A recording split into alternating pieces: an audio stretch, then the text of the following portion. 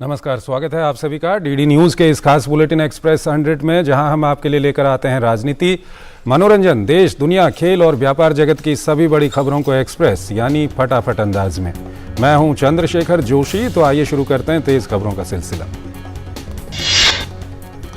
दिल्ली की शराब नीति घोटाले में दिल्ली के मुख्यमंत्री अरविंद केजरीवाल से सीबीआई की पूछताछ के बाद बीजेपी ने केजरीवाल सरकार के खिलाफ हल्ला बोल दिया है। केजरीवाल सरकार के खिलाफ दिल्ली भाजपा ने सोमवार को शराब नीति में हुए भ्रष्टाचार को लेकर विधानसभा पर प्रदर्शन किया।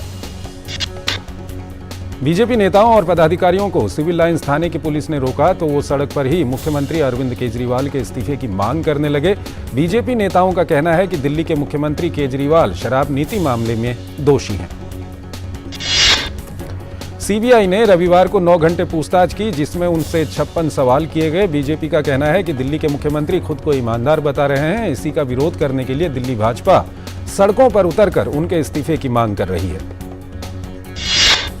दिल्ली विधानसभा के सत्र के सियासी दुरुपयोग को लेकर भी सियासी घमासान जोरों पर है। सोमवार को दिल्ली सरकार ने एक बार फिर दिल्ली विधानसभा का एक दिन का विशेष सत्र बुलाया है। विशेष सत्र को लेकर केजरीवाल सरकार और उपराज्यपाल वीके सक्सेना एक बार फिर आमने सामने हैं। उपराज्यपाल ने विशेष सत्र बुलाने के मामले में केजरीवाल सरकार की ओर से गंभीर प्रक्रियात्मक चूक का दावा किया है। उपराज्यपाल कार्यालय के मुताबिक दिल्ली विधानसभा के अध्यक्ष ने विधानसभा के चौथे सत्र के दूसरे भाग को बुलाने का प्रस्ताव दिया, जबकि दिल्ली मंत्रिमंडल ने विधानसभा का एक दिवसीय सत्र बुलाने की सिफारिश की थी।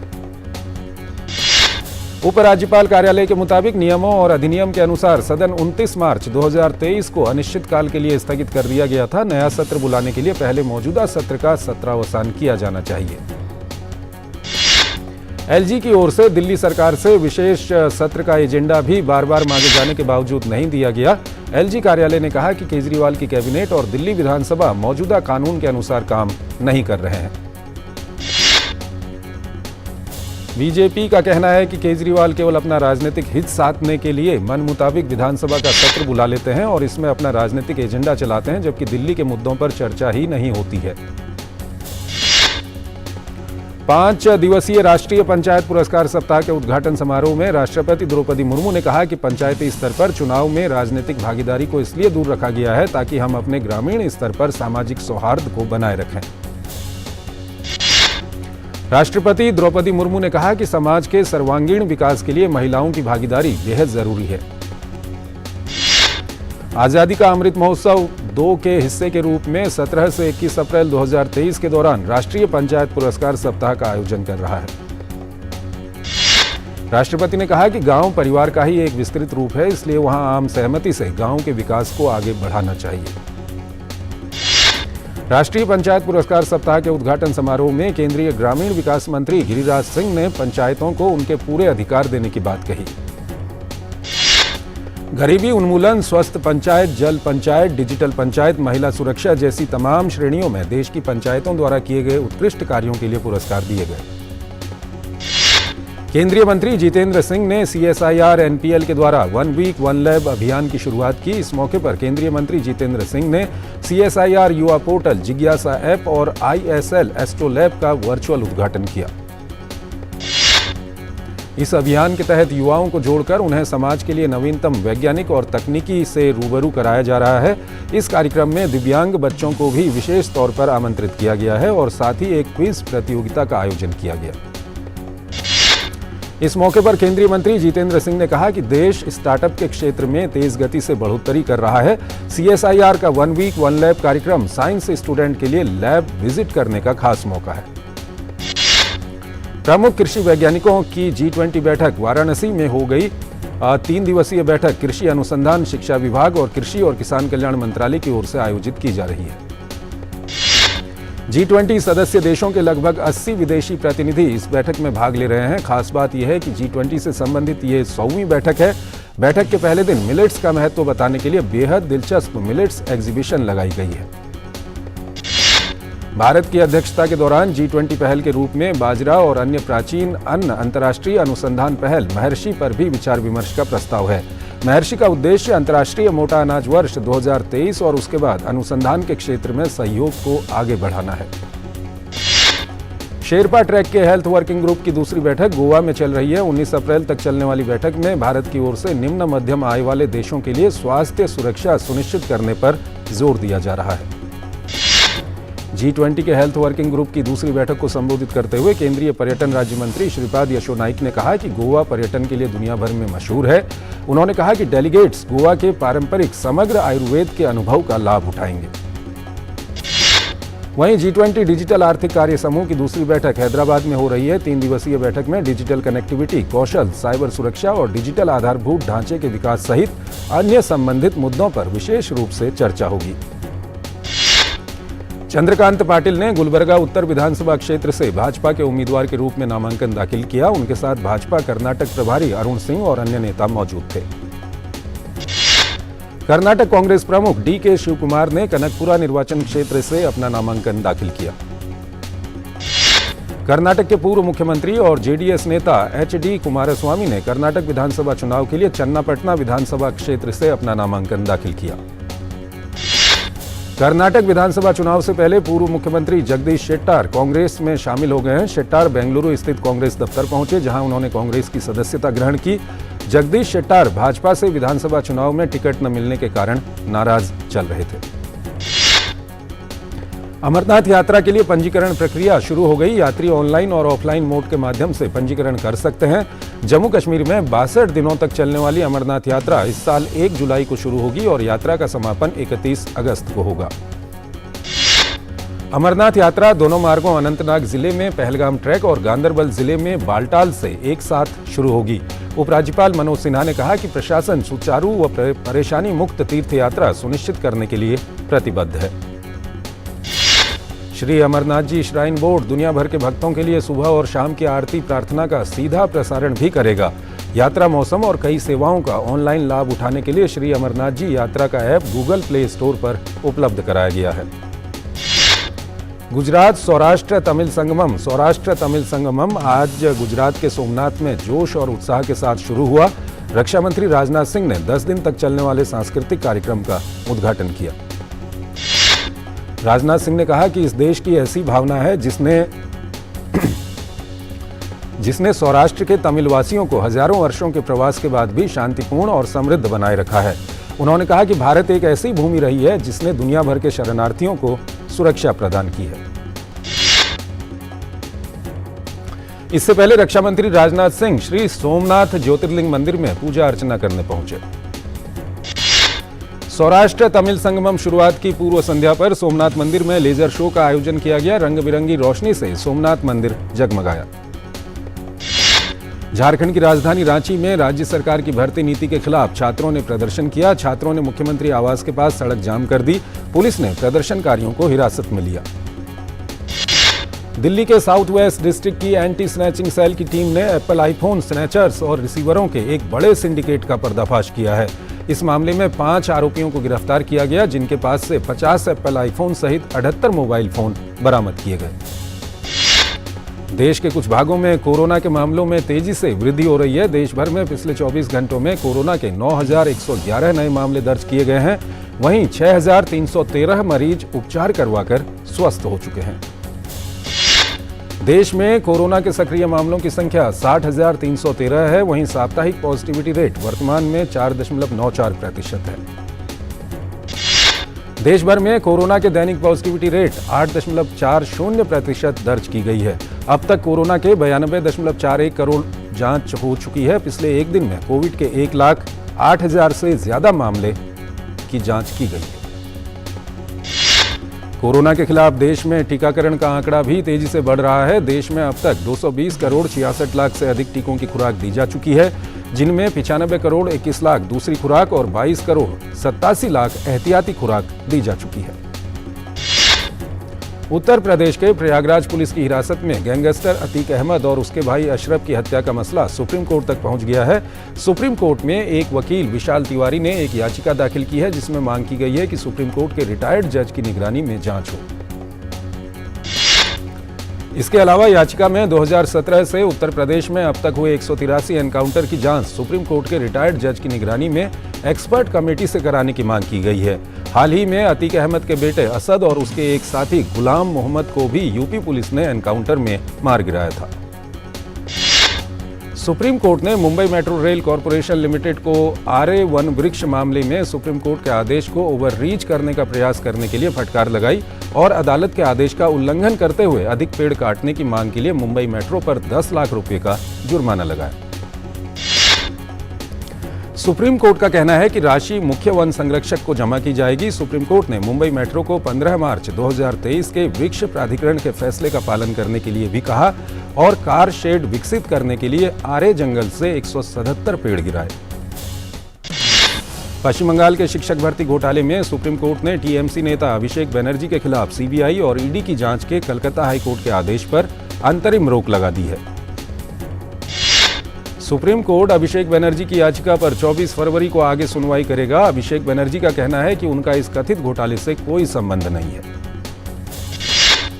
समलैंगिक विवाह के मामले में केंद्र ने एक नई एप्लीकेशन दायर कर याचिकाओं को मेंटेनेबिलिटी पर सवाल उठाए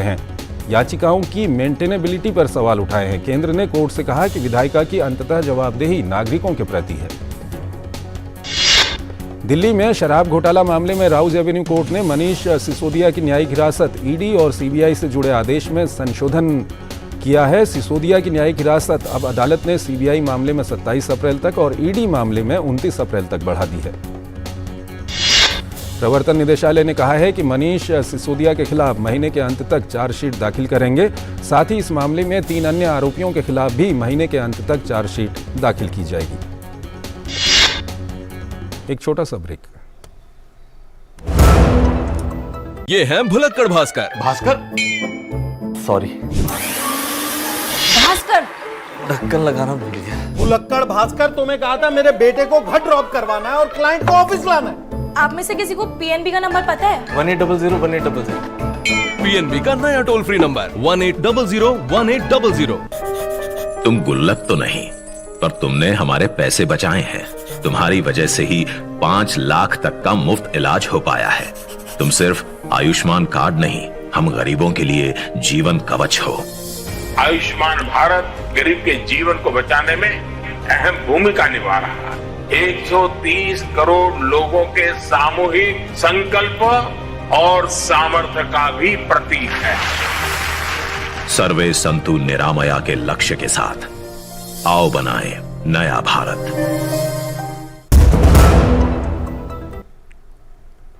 स्वागत है आपका ब्रेक के बाद और आइए अब खबरों के सिलसिले को और आगे बढ़ाते हैं। शेयर बाजार में हफ्ते के पहले कारोबारी दिन भारी गिरावट दर्ज की गई। सेंसेक्स 520 अंक टूटकर 59,910 पर और निफ्टी 121 अंक नीचे 17,706 पर बंद हुआ। शेयर बाजार की बिकवाली में सबसे आगे आईटी स्टॉक्स रहे। इसमें इन्फोसिस का शेयर सबसे आगे रहा जो कि 9% नीचे बंद हुआ है। शेयर बाजार में 9 दिन की तेजी के बाद गिरावट देखने को मिली। आज कमजोर बाजार में भी एफएमसीजी और रियल्टी स्टॉक्स सबसे आगे रहे। रिटेल महंगाई के बाद अब थोक महंगाई के मोर्चे पर भी राहत मिली है। मार्च के महीने में थोक महंगाई दर में गिरावट दर्ज की गई है। मार्च महीने में थोक महंगाई फरवरी के 3.85% के मुकाबले घटकर 1.34% पर पहुंच गई है। थोक महंगाई दर का आंकड़ा पिछले 29 महीनों में सबसे कम है। मार्च 2022 में थोक महंगाई दर 14.62% रही थी। 12 अप्रैल को जारी आंकड़ों में खुदरा मुद्रास्फीति पिछले महीने घटकर 15 महीने के निचले स्तर 5.66% पर आ गई। मार्च 2023 में मुद्रास्फीति की दर में गिरावट मुख्य रूप से धातुओं, खाद्य उत्पादों, वस्त्रों, गैर खाद्य वस्तुओं, खनिजों, रबर, प्लास्टिक उत्पादों, कच्चे पेट्रोलियम, प्राकृतिक गैस और कागज व उससे बने उत्पादों की कीमतों में गिरावट के कारण आई है। वित्त वर्ष 2022-2023 में इलेक्ट्रॉनिक सामानों के निर्यात में 58% की वृद्धि हुई है। वित्त वर्ष 2021-2022 में 1,16,936 करोड़ रुपए की तुलना में 1,85,000 करोड़ रुपए के इलेक्ट्रॉनिक सामानों का रिकॉर्ड निर्यात हुआ है। मोबाइल फोन का निर्यात अब कुल इलेक्ट्रॉनिक सामानों के निर्यात का 46% है, जो भारत के इलेक्ट्रॉनिक्स निर्यात बाजार में इस क्षेत्र की महत्वपूर्ण भूमिका को रेखांकित करता है। भारत ने 2022-2023 में मोबाइल फोन का निर्यात 90,000 करोड़ रुपए के पार कर लिया। पिछले वित्त वर्ष में 45,000 करोड़ रुपए था। इसके साथ ही भारत अब दुनिया में दूसरा सबसे बड़ा मोबाइल बनाने वाला देश बन गया है। कश्मीर घाटी के अवंतीपोरा में सरसों के खेत पर्यटकों को अपनी ओर आकर्षित कर रहे हैं। किसानों की आय दोगुनी करने के लिए हजारों हेक्टेयर भूमि को सरसों की खेती में बदला गया है। पश्चिम बंगाल, बिहार और तटीय आंध्र प्रदेश में अगले 4 से 5 दिन के दौरान लू चलने का अनुमान है। मौसम विभाग के अनुसार पंजाब और हरियाणा में कुछ स्थानों पर अगले 2 दिन लू की स्थिति रहने की संभावना है। रूसी उप प्रधानमंत्री डेनिस मंटुरोव की उपस्थिति में एक कार्यक्रम को संबोधित करते हुए जयशंकर ने कहा कि रूस के संसाधन और प्रौद्योगिकी भारत के विकास में एक महत्वपूर्ण योगदान दे सकती है। विदेश मंत्री एस जयशंकर ने भारत रूस संबंध को प्रमुख वैश्विक संबंधों में सबसे स्थिर संबंध बताया। इसके साथ ही उन्होंने द्विपक्षीय आर्थिक सहयोग बढ़ाने और व्यापार असंतुलन के मुद्दे को दूर करने की बात कही। 2020 में एक यूक्रेनी फ्लाइट को गिराने के मामले में ईरान की एक अदालत ने 10 लोगों को दोषी ठहराया है। न्यायालय ने मुख्य दोषी को 10 साल और बाकियों को 1 से 3 साल जेल की सजा सुनाई है। यूक्रेनी फ्लाइट को गिराने की जांच में पाया गया कि अमेरिका और ईरान के बीच चल रहे तनाव के बीच इस हवाई जहाज को गलती से एक मिसाइल समझकर यह कार्रवाई की गई। ये घटना 8 जनवरी 2020 को हुई थी। सूडान में सेना और अर्धसैनिक बलों के बीच देश भर में संघर्ष बढ़ता जा रहा है। अमेरिका, चीन, रूस, मिस्र, सऊदी अरब, संयुक्त राष्ट्र सुरक्षा परिषद, यूरोपीय संघ और अफ्रीकी संघ ने दोनों पक्षों से संघर्ष तुरंत समाप्त करने की अपील की है।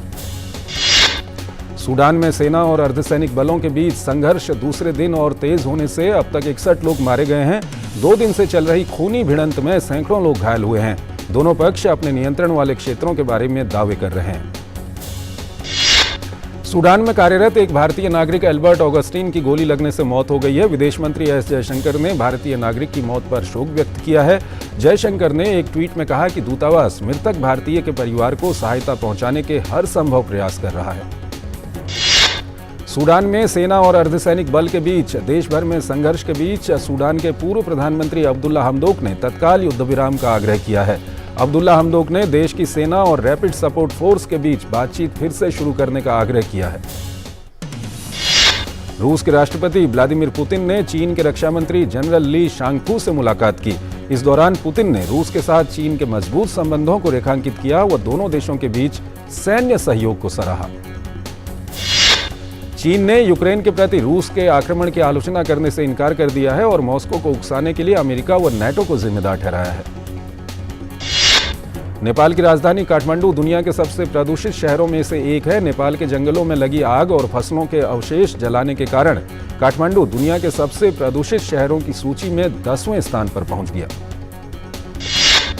जंगलों में लगी आग की वजह से काठमांडू में दृश्यता का स्तर प्रभावित हुआ है। मैक्सिको के गुआनाजुआतो राज्य में एक सार्वजनिक स्विमिंग पूल पर एक बंदूकधारी ने गोली चलाकर कम से कम 7 लोगों की हत्या कर दी है। ब्राजील के राष्ट्रपति ने कहा कि उन्होंने इस सप्ताह की शुरुआत में चीन के राष्ट्रपति शी जिनपिंग के साथ इस मामले पर चर्चा की थी। ब्राजील में आयोजित हुई ब्राजील पैरा बैडमिंटन चैंपियनशिप में भारत का शानदार प्रदर्शन देखने को मिला है। भारतीय खिलाड़ियों ने इस लेवल 2 प्रतियोगिता में 6 स्वर्ण, 7 रजत और 11 कांस्य सहित कुल 24 पदक जीतने में सफलता पाई। आयरलैंड के खिलाफ श्रीलंका ने पहले टेस्ट की पहली पारी में कई रिकॉर्ड अपने नाम किए हैं। इस पारी में श्रीलंका की तरफ से 4 बल्लेबाजों ने शतक लगाने में सफलता पाई। इसी के साथ श्रीलंकाई टीम टेस्ट फॉर्मेट में किसी मैच की एक पारी में सबसे ज्यादा 4 बार 4 शतक लगाने वाली दूसरी टीम बन गई है। बीसीसीआई ने भारत के घरेलू क्रिकेट टूर्नामेंट की प्राइज मनी में इजाफा किया है। रणजी ट्रॉफी टूर्नामेंट जीतने वाली टीम की प्राइज मनी 2 गुनी से ज्यादा हो गई है। वहीं विजय हजारे ट्रॉफी में विजेता और दूसरे नंबर की टीम की प्राइज मनी में भी बढ़ोतरी की गई है। पुरुष क्रिकेटर्स की तरह ही महिला क्रिकेट की राशि में भी जबरदस्त इजाफा हुआ है। रूस के टेनिस खिलाड़ी आंद्रे रूबलेव ने मोंटे कार्लो मास्टर्स का खिताब अपने नाम कर लिया है। फाइनल में रूबलेव ने होल्गर रूने को शिकस्त दी। नीरज चोपड़ा ने कहा कि अगले ओलंपिक की तैयारियों के दौरान टोक्यो ओलंपिक में स्वर्ण जीतने का अनुभव उनके काम आएगा। टोक्यो ओलंपिक में रजत जीतने वाले पहलवान रवि कुमार और 5वें स्थान पर रहने वाले दीपक पुनिया ने टॉप्स के तहत साई के समक्ष बतौर मेंटल ट्रेनर एक प्रेरक वक्ता की मांग रखी थी, जिसे मिशन ओलंपिक सेल ने प्रेरक वक्ता के पास मेंटल ट्रेनर या मनोचिकित्सक की योग्यता नहीं होने के चलते खारिज कर दिया। भारतीय कुश्ती संघ के अध्यक्ष बृजभूषण शरण सिंह ने साफ कर दिया है कि वो संघ के 7 मई को होने वाले चुनाव में अध्यक्ष पद पर अपनी उम्मीदवारी नहीं जताएंगे। पुरुष हॉकी एशियाई चैंपियंस ट्रॉफी 2023 का आयोजन 3 से 12 अगस्त के बीच चेन्नई में किया जाएगा। इंग्लिश प्रीमियर लीग में खेले गए एक मुकाबले में इस सीजन में खिताब की प्रमुख दावेदार मानी जा रही आर्सेनल ने वेस्ट हैम यूनाइटेड के साथ 2-2 से ड्रॉ खेला। एंटनी सेंटोस के शानदार खेल की बदौलत मैनचेस्टर यूनाइटेड ने नॉटिंघम फॉरेस्ट पर जीत के साथ प्रीमियर लीग तालिका में तीसरा स्थान हासिल कर लिया है। स्पेनिश लीग में खेले गए एक मुकाबले में गेटाफे ने बार्सिलोना को ड्रॉ पर रोक दिया है। पूरे मैच में दोनों टीम एक भी गोल करने में नाकाम रही और मैच बेनतीजा रहा। प्रीमियर लीग में आज होने वाले मुकाबले में लिवरपूल का सामना लीड्स यूनाइटेड से होगा। चेल्सी क्लब ने बायर्न म्यूनिख के पूर्व मैनेजर जूलियन नगेल्समैन से मुलाकात की है। दरअसल चेल्सी ग्राहम पॉटर को बर्खास्त करने के बाद अपने अगले स्थायी बॉस की तलाश जारी रखे हुए है। इटली के स्ट्राइकर सिरो इमोबिले का रोम में एक ट्रॉम के साथ दुर्घटना होने के बाद अस्पताल में भर्ती किया गया है, जहां उनकी पीठ और पसली की चोटों का इलाज किया जा रहा है। बोस्टन मैराथन के दौरान हुए धमाकों की 10वीं सालगिरह पर एक प्रार्थना सभा का आयोजन किया गया। फरहाद सामजी के डायरेक्शन में बनी सलमान खान स्टारर फिल्म किसी का भाई किसी की जान की एडवांस टिकट बुकिंग शुरू हो गई है। फिल्म 21 अप्रैल को रिलीज होगी। साउथ सिनेमा के सुपरस्टार्स में शुमार चियान विक्रम का आज जन्मदिन है। इस मौके पर उनकी आने वाली फिल्म थंगलान का फर्स्ट लुक पोस्टर रिलीज किया गया। मुथैया मुरलीधरन की बायोपिक 800 का फर्स्ट लुक आउट जारी किया गया। अजय देवगन और तब्बू स्टारर भोला ने 18 दिनों में 74 करोड़ रुपए से अधिक की कमाई कर ली है। तेलुगु फिल्मों के नेचुरल स्टार कहे जाने वाले नानी की फिल्म दशहरा को रिलीज हुए 18 दिन हो गए हैं। फिल्म ने 18 दिनों में तेलुगु, तमिल, हिंदी, मलयालम और कन्नड़ भाषा में 78 करोड़ रुपए का कलेक्शन कर लिया है। सामंता रुथ प्रभु की शाकुंतलम भी पैन इंडिया रिलीज फिल्म है। इस फिल्म को ओरिजिनली तेलुगु भाषा में बनाया गया है। नेताजी सुभाष चंद्र बोस के किरदार को पर्दे पर निभाने का मौका कई कलाकारों को मिला। इनमें से एक अनुपम खेर भी हैं। मगर दिलचस्प पहलू यह है कि अनुपम को यह मौका एक जापानी फिल्म ने दिया था, जो आज से 25 साल पहले रिलीज हुई थी। सुष्मिता सेन हाल ही में हार्ट अटैक आने के बाद अब इससे उबर चुकी हैं। वो हाल ही में आर्या 3 की शूटिंग के लिए जयपुर पहुंची और अपनी वेब सीरीज की शूटिंग शुरू की। यशराज फिल्म्स की स्पाई यूनिवर्स की एक बड़ी फिल्म में जल्द ही शर्वरी वाघ की एंट्री होगी। अनुराग कश्यप के निर्देशन में बनी फिल्म कैनेडी में राहुल भट्ट और सनी लियोनी अहम भूमिका में हैं। हाल ही में इस फिल्म के लिए दिए गए अपने ऑडिशन का जिक्र करते हुए सनी लियोनी ने बताया कि वो काफी डरावना था। तो इस बुलेटिन में एक्सप्रेस न्यूज में फिलहाल इतना ही। आप हमारी पूरी टीम को इजाजत दीजिए। नमस्कार।